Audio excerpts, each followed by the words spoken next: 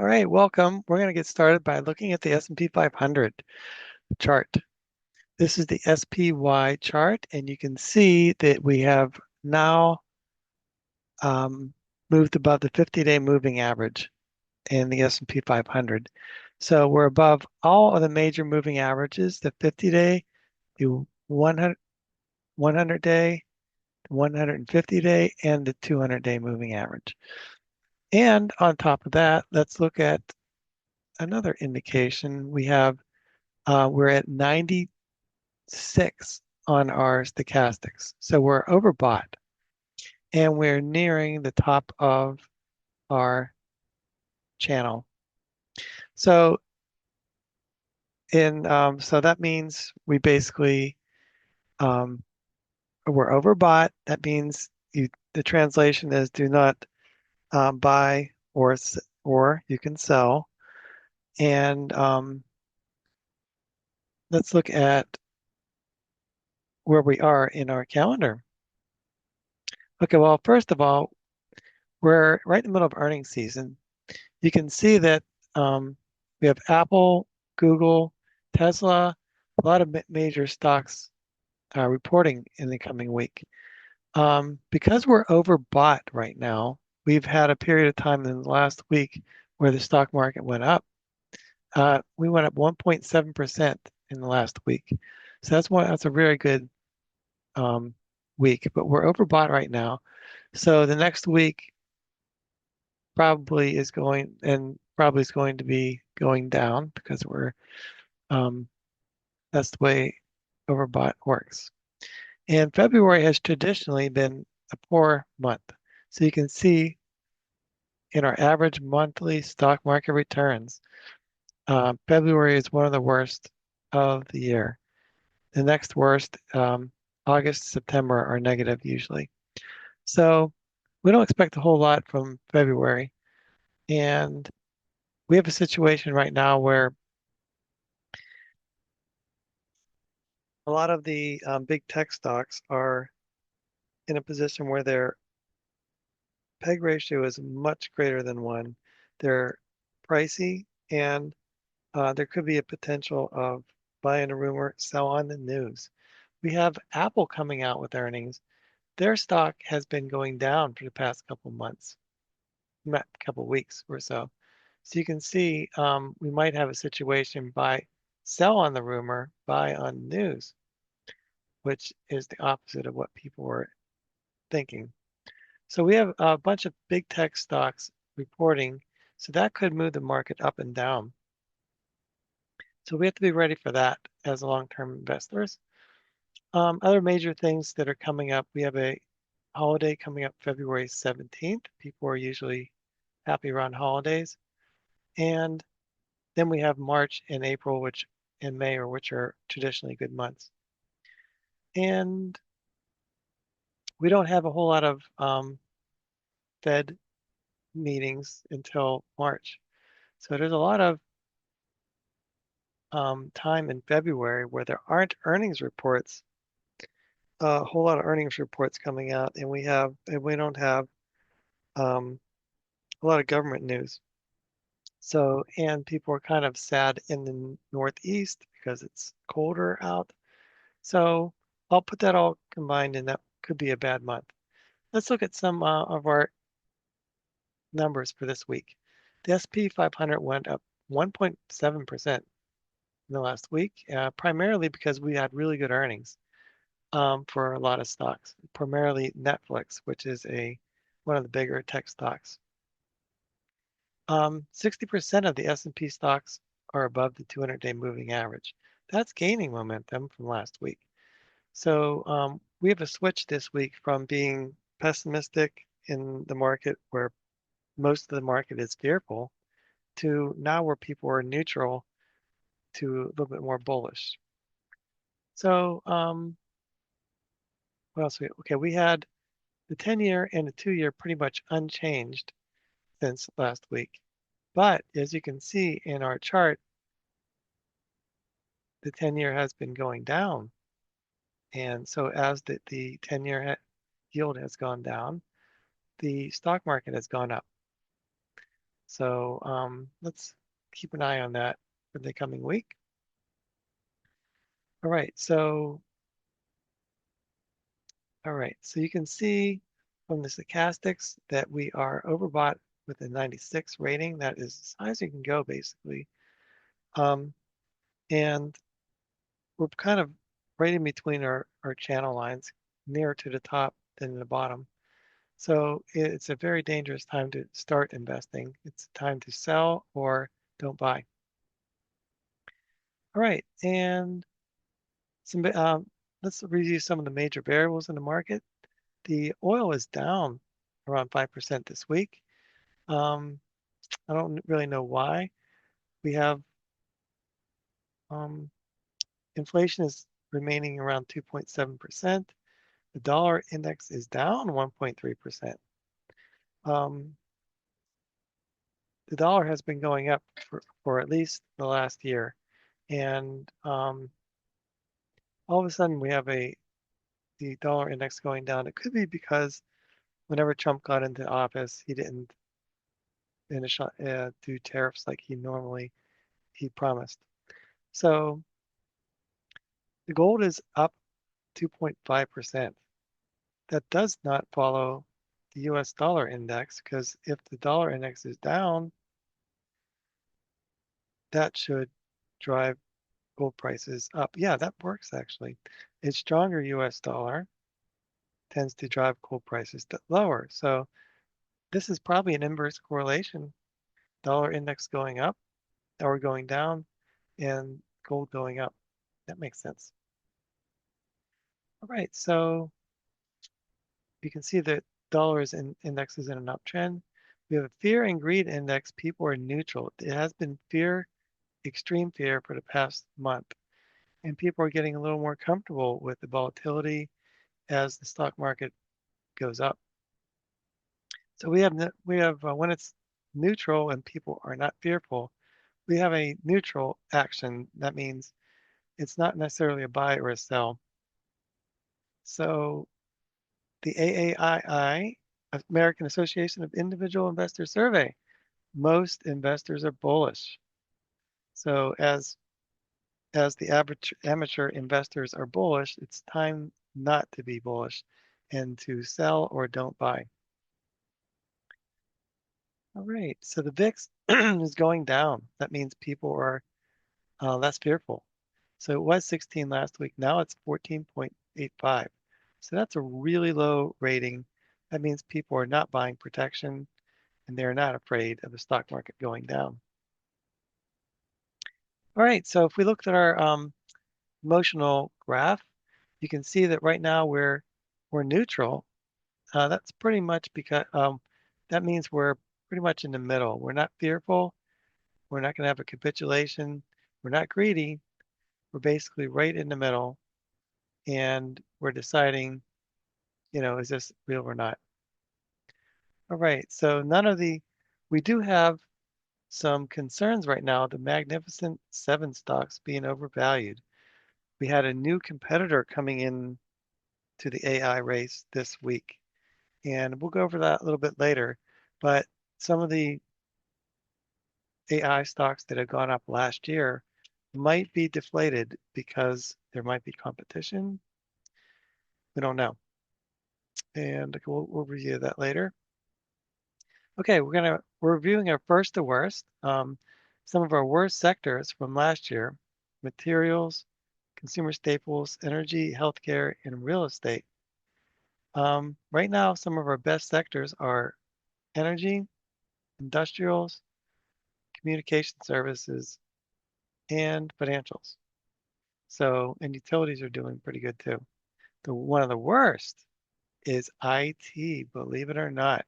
So we do have a first to worst coming together right now as some of the worst performing last year are the best performing this year, and some of the best of last year, such as IT, is one of the worst of this year. That's why it's important to have a diversified portfolio. And all right, let's look at some charts that are interesting this week. You can see the healthcare sector has been going down in a downtrend since at least last August. And you can see that we recently broke out of this downtrend and we're starting to go up. So it's a good time to start looking at some of the health care related stocks as they've been totally out of favor for 2 years now. Let's go back and look at this chart. First to worst, healthcare has been like a really bad performer for 2 years in a row. 2 years, we have basically zero gains. Perhaps it's time for that sector to outperform. We don't know, but they broke out of a downtrend, and we'll see if that continues this downtrend or continues a new uptrend. And another stock, you can see Apple has been going down recently, at least since the end of December. So you can see that it's going to report earnings pretty soon. So we're like at a decision point with Apple. We started this downtrend. It's very overvalued right now. It's only growing its earnings at 6% to 7%, and its PE ratio is 30. So it is truly like 4 times overvalued. So we'll see based on this earnings report if it continues this uptrend with higher highs and higher lows, or does it go down lower? So we're overbought right now. There's a lot of indications that with an overbought market, most of the stocks in the market go down after being overbought. Let's see what happens this week when Apple reports earnings. All right, let's look at some of the stocks going up and down. We have a lot of energy stocks going up and down. We have Edison International, NextEra Energy. Um, maybe that's because of the demand for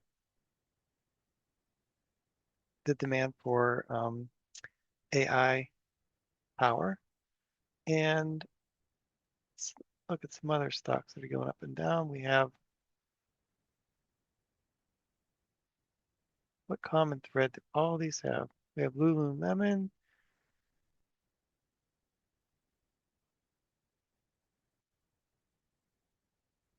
Okay, I don't see a common thread to all of these stocks, but we do have some energy stocks. We do have some stocks that have been um, down 30% or more in the past year, such as Matt's Group.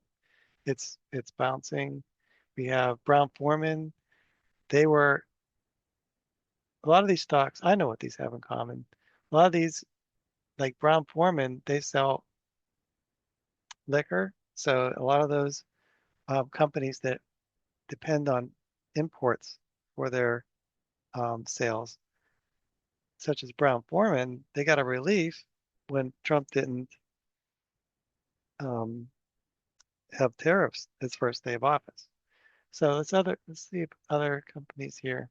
Estee Lauder perhaps has that same issue. Lululemon does a lot of importing from China. Maybe there was a relief there. So let's see. Okay, let's look at some of the ones going down the most. Texas Instruments, Microchip, a lot of, okay, most of these, we have a good portion of chip companies going down. I'm not sure exactly why. There's a lot of fear about competition and whether there's going to be a demand for AI chips. We have Intel and analog devices, Microchip, Texas Instruments. Okay, so we have definitely a chip issue here. And a lot of renewables, like GE Vernova, they do renewable, I think, wind farms. And for solar, of course, they do solar for on top of houses. Hmm. So might be all due to the new administration. All right. So, okay, let's look at sectors going up and down. Before we do that, we're going to look at the 10-year to see where it is right now. Okay, you can see it's going down. So as the interest rates go down, let's look at our cheat sheet. Yields of the 10-year going down. Positive for small caps, any company that needs to borrow money, and any company that yields has a yield. That all right. So that's well, let's look at the top performers and in the sectors to see if it follows that. Okay. The yields going down should be good for home construction because it makes homes more affordable. Let's see, the gold gold miners are going up a lot. I'm not sure why. Utilities, hmm, as the interest rates go down, the demand for yield goes up. So that's why utilities could be going up today. Regional banking, they all pay a dividend. So there could be a big demand for dividend paying stocks as interest rates go down. That makes sense for those. And real estate. Okay. So if the interest rates go down, the cost of real estate um, goes down with it. So there's more demand for real estate. All right, we worked our way through that. Now let's look at let's follow up with Dan Now's picks for this year. His Cisco pick is up 5%. ADTN is up 24%. IJJ, the mid cap ETF, is up 4%. And KBWB, that is the bank ETF, they're up 8%. A lot of the stocks have already reported, so we have to wait for the next quarter to see this appreciate in a major way up. All right, so we're going to go over some of these every week, the IJJ, KBWB, and see what the stocks are doing within those ETFs. Okay, we see one of the best performing is Flex, and one of the worst performing is BioMarin. So this is a biotech that a lot of biotechs don't earn a lot of money yet. They usually survive just to be taken over or find um, one good drug that they can start a business on. Let's look at, okay, so these are all doing pretty good. Let's see,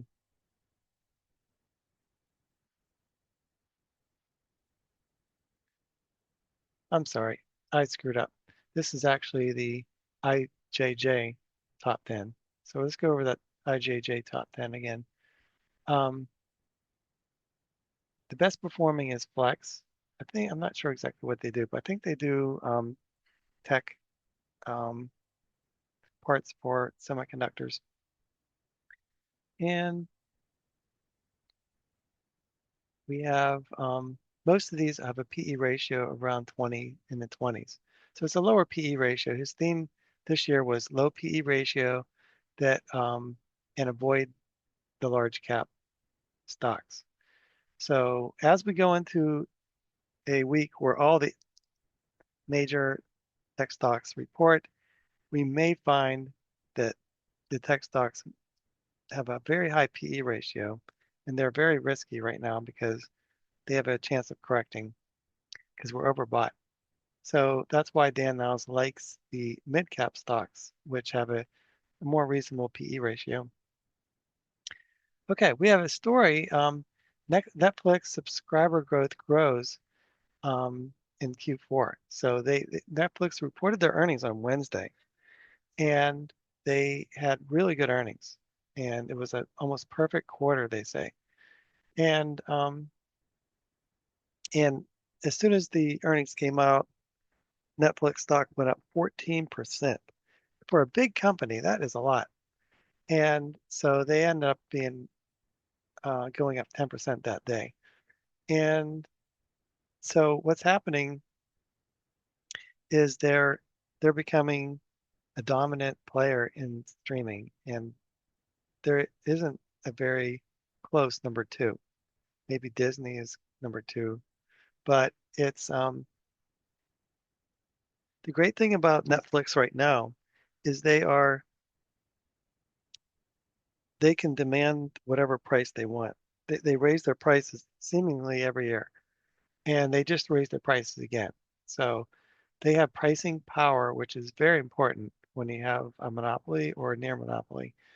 So we're going to go over Netflix and their earnings because actually it's been on our Netflix has been on our watch list for quite a while now. Um, we're going to look at two things. We're going to look at,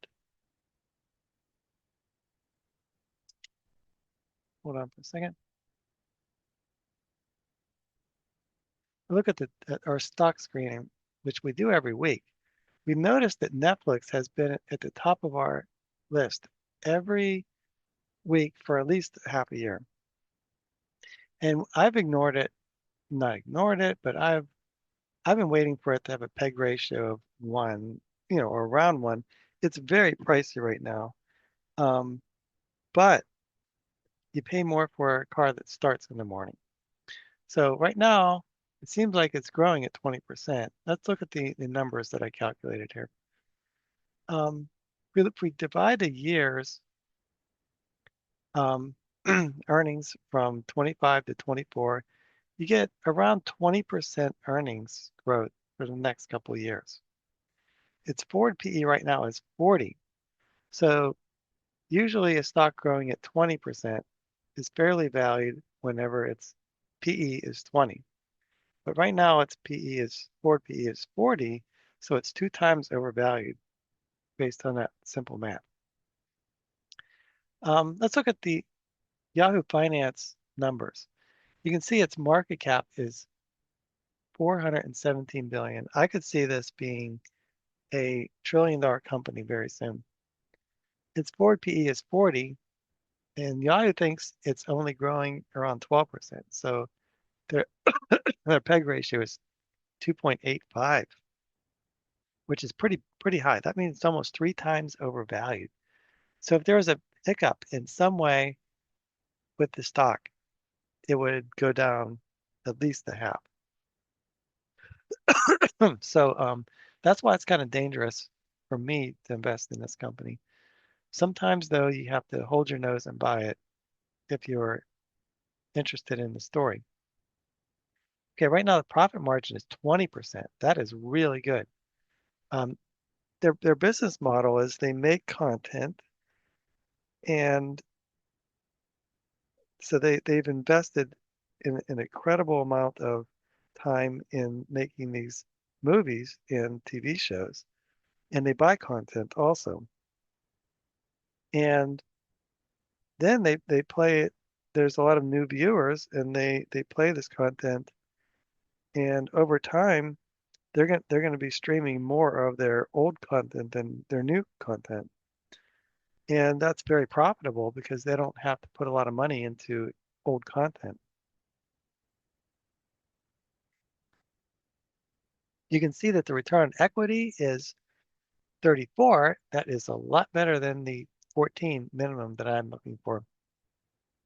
And you can see that the total debt is manageable. So they have around 9 billion in total debt out of 417. That is negligible.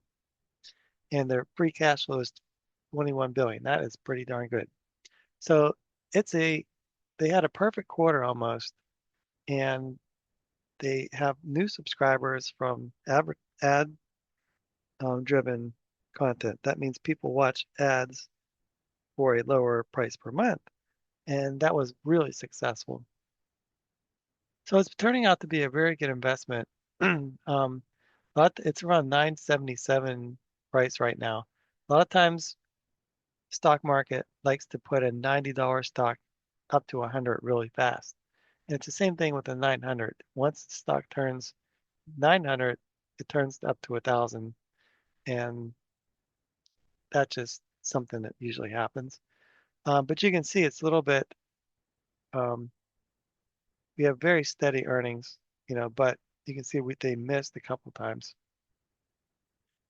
And all right, so the theme for Netflix is they're trying to expand overseas, and there's right now they have around 300 or 400 million subscribers, and when they're trying to expand overseas, but their cost per user overseas is much lower than the United States. And they're also trying to get into live sports, such as the Mike Tyson fight and some football games. And that is a very pricey situation. They pay a lot to get the right to play a football game on a NFL game on Christmas. So, so they got a lot of new subscribers and they're doing really good. Right now, this is the kind of stock where they went up 10% on earnings.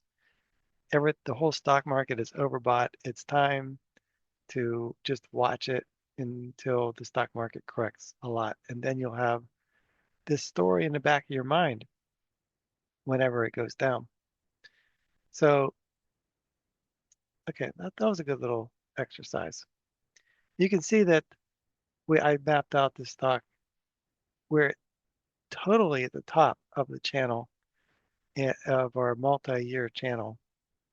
And usually it's not a good idea to buy a stock when it's at the top of its channel and it's overbought. It's right 94 um, in the stochastics. So it's overbought and it's at the top of its um, channel. So not a good time to buy. It's a good time to buy whenever the stock's at the bottom of the channel and it's oversold.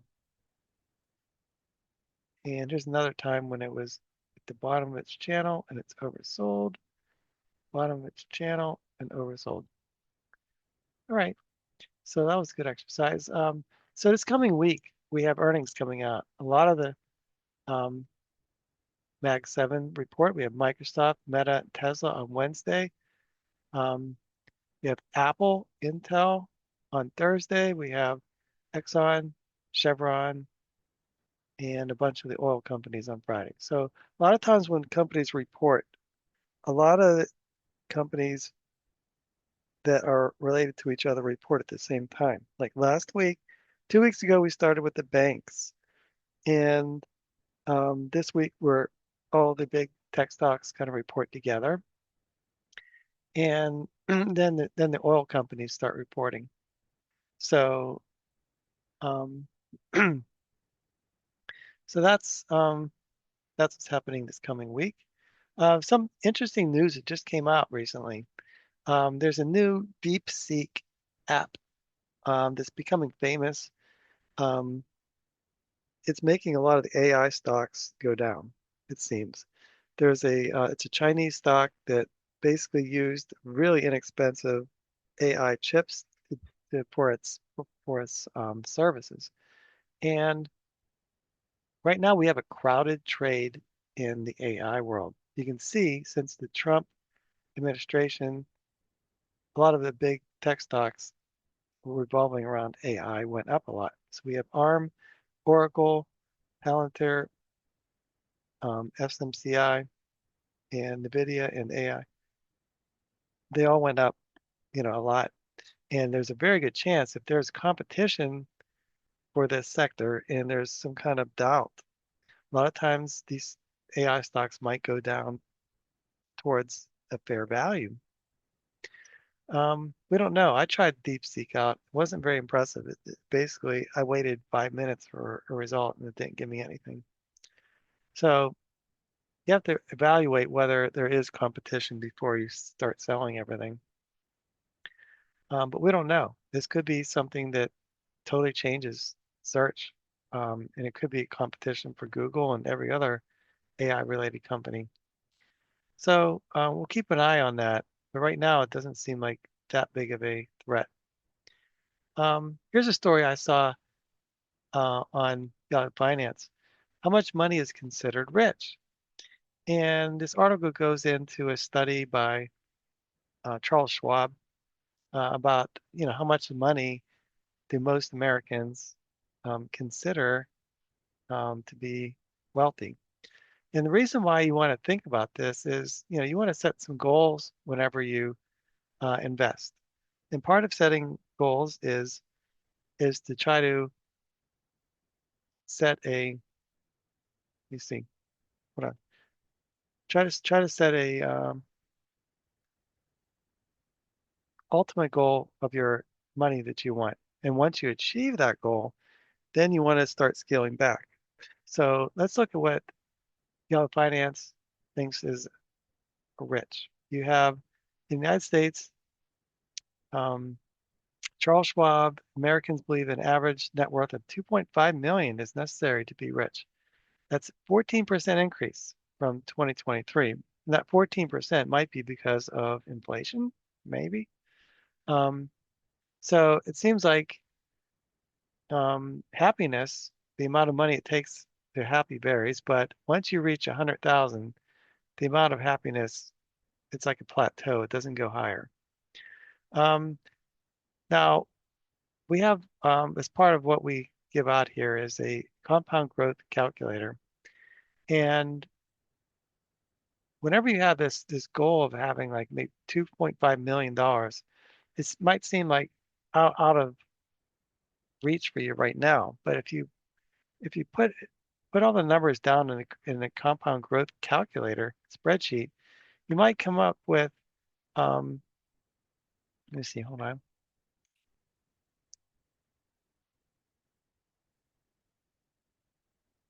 Yeah, let's look at a compound growth calculator. Hold on. Okay. So in this example, we start off with $100,000. We add 50,000 a year, and our growth rate is let's say 0.15. Okay, this is just a simple way to calculate how to get from 100,000 adding 50,000 to $1 million in 8 years. And so my point with that is whenever you see this 2.5 million, you think that's like impossible from where I'm at now. I mean, but if you put the numbers into the compound growth calculator, then you can choose better investments. And that will allow you to achieve your goals in a more practical way. But you gotta be committed to doing the, like for instance, if you have start up with 100,000, let's say if you can save 50,000 a year every year and you grow at 15%, you end this first year with 165,000. And if you grow another 15% and add 50,000, you'll have 239,000 the next year. So this is a good way you can see that you'd have $2.5 million right about in 10 years. No, 13 years. So anyway, don't let yourself get um, overwhelmed because making 2.5 million is possible. You just have to be patient and um, invest in the right things. All right. So I thought it'd be interesting to go over some of my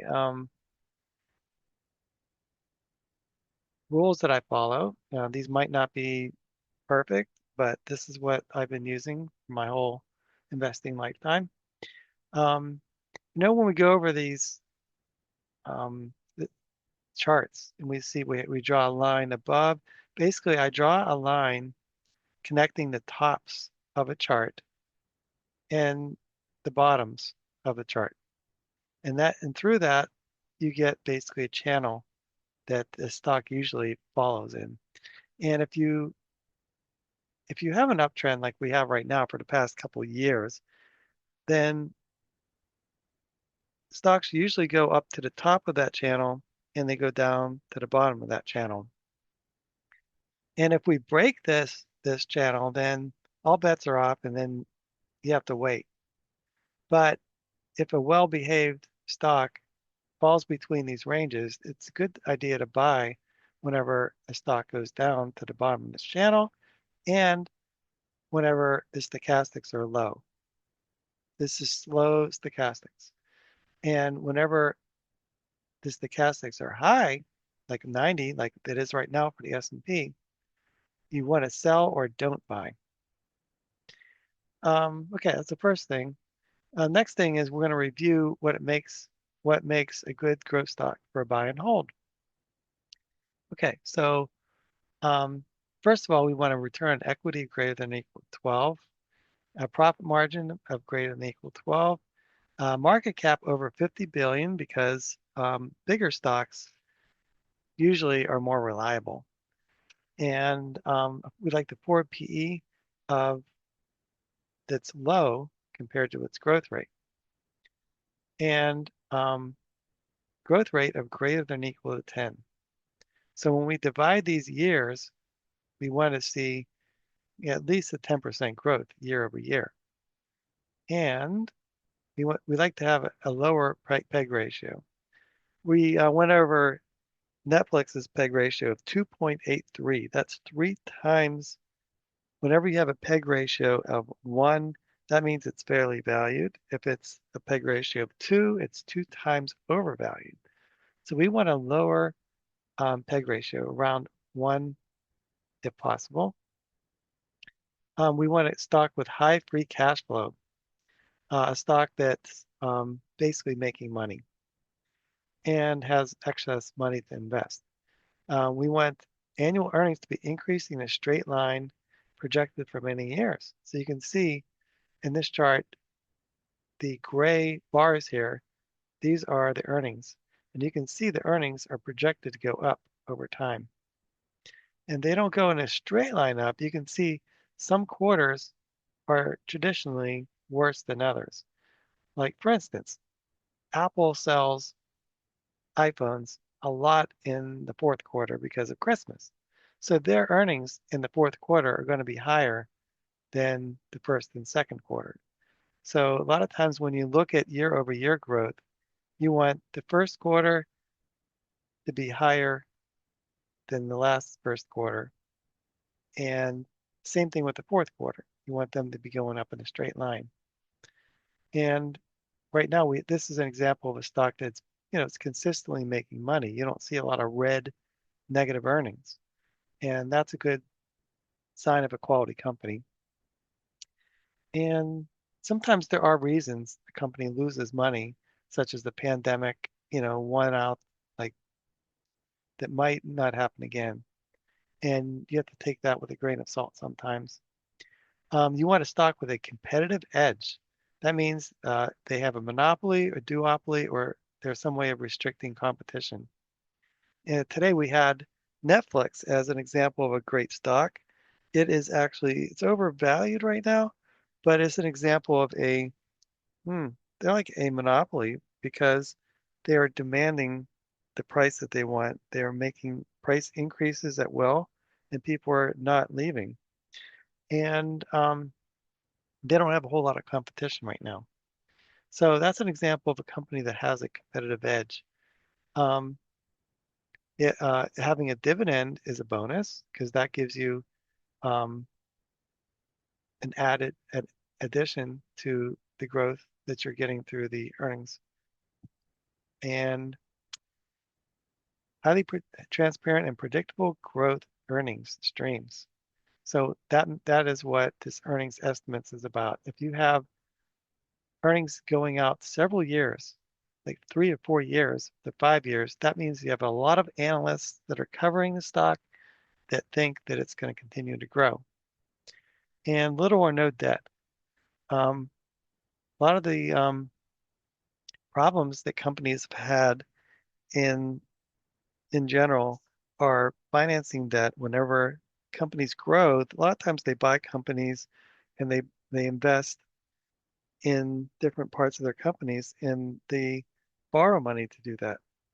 And a lot of times when you borrow money, that reduces how the amount that you can grow because you're servicing that debt. So it's very this doesn't count for banks and insurance companies. A lot of companies that are based on borrowing money and lending it out again.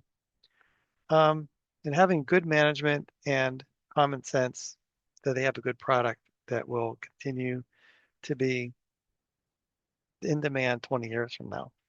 Warren Buffett likes to buy and hold a stock forever. He doesn't like to sell usually. So that's kind of the rundown of what makes a good stock for buy and hold. The last little thing is you want to make sure that you have an even amount in different sectors. So, for instance, when we look at um, stocks over time, a lot of times different sectors do better every quarter and every year. And it's good to have a diversified amount of your portfolio in different categories. Um, that's basically it for my talk today. I hope that was interesting. I hope you have a good week of investing. If you have any questions, let me know and I'll try to help. All right, well, I'll see you all next time.